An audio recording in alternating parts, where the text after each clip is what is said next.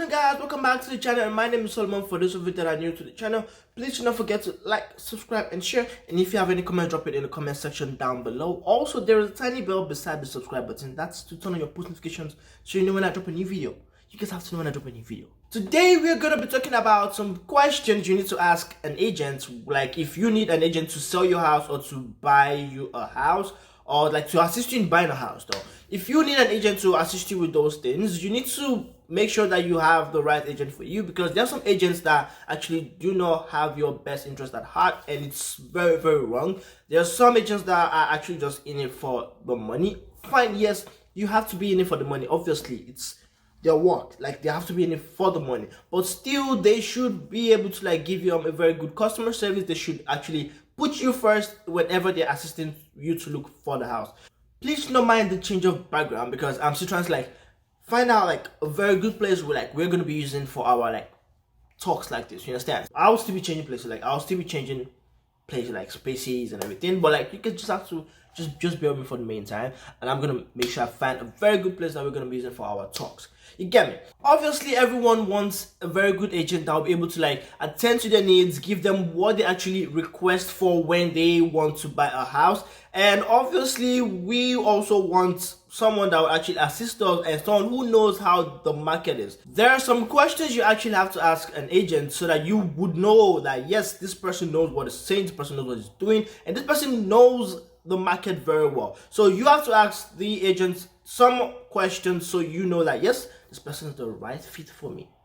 So let's get into it. So this is in no specific arrangement or specific order, so I'm just like dropping it out there for you guys. Now, first question you actually have to ask them is, why did you become an agent in the first place? Now, I'm not saying you should like sit them down and like drill them real hard and like like just maybe in the process of like a discussion, just like ask them, why did you become an agent? Like, what pushed you into becoming an agent? They should be able to give you a very compelling speech or a very heart-touching story, you know, that will like move you. I'm like, yes, this person actually had a reason for going into real estate, and yes, this person is actually right for me. But if they do not give you a very good story that like moves you, or like, I'm not saying the story has to make you cry or anything, but like the story has to be very, very like very composed, and it has to make sense.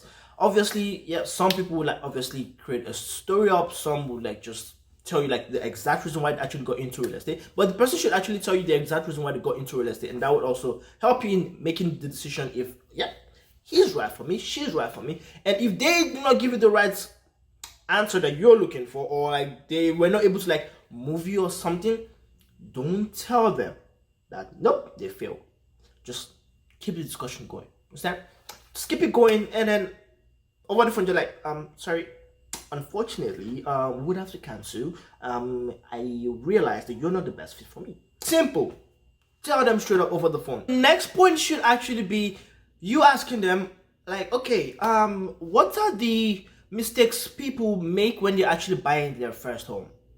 Do you know? The agent should actually be able to give you a very good answer to that, like, because he or she should be able to use like past experiences, what he or she has passed through before, and what he or she has seen from previous buyers. They may be able to give you like a very good answer, but there may be a situation whereby they won't be able to give you like the answer like you actually want. Now, the reason being is because this may be like their first contract, like you're the first client since they got into the real estate job itself. That doesn't mean they shouldn't also know something, because obviously they have colleagues, they should have gone through trainings, and they should have been able to like get some information from previous people that they've actually worked with. Now, if they've done their work well, and if they like went out with other people who are like experienced, they should be able to like get more information as to what mistakes buyers actually do make whenever they like want to get their first home.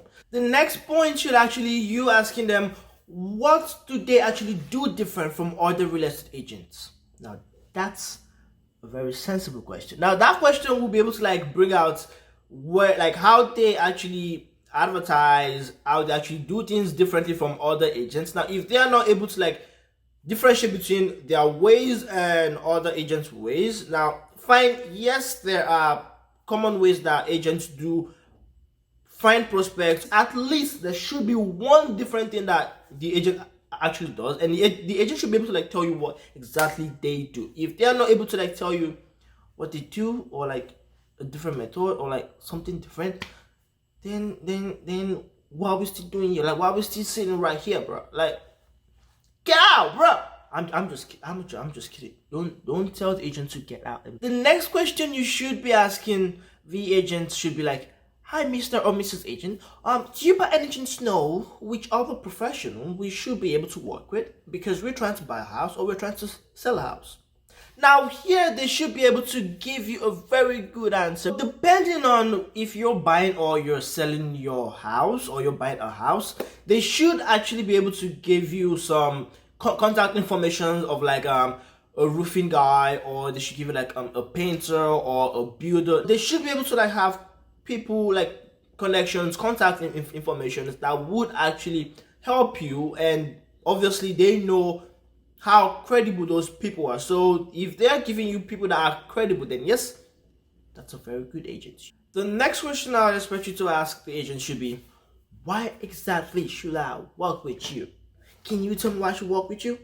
So this aspect is where the agent will like tell you the good things it does, how he would find clients to buy your house, how he would help you advertise your house. If you're buying, he would tell you how he would be able to like get the things you want in your house for you, how he would go around searching the houses and everything. Now, if the agent gives you a very good answer, gives you different reasons, like drop the reasons for you on a platter of gold why you should work with him, then you have yourself a good agent. Also, you have to ask the agent if he or she can provide you with past testimonials of clients that have actually helped out and everything. Agents do have this thing called like they make sure the clients that they help try their possible best, like drop a comment like how they helped, how good they were and everything. Now those testimonials, the agents would actually bring it back to you as a client to like give you the information like, yes, this was a previous customer that I actually worked with. I helped the customer to do this, I helped the customer to do this. And now those are testimonials that they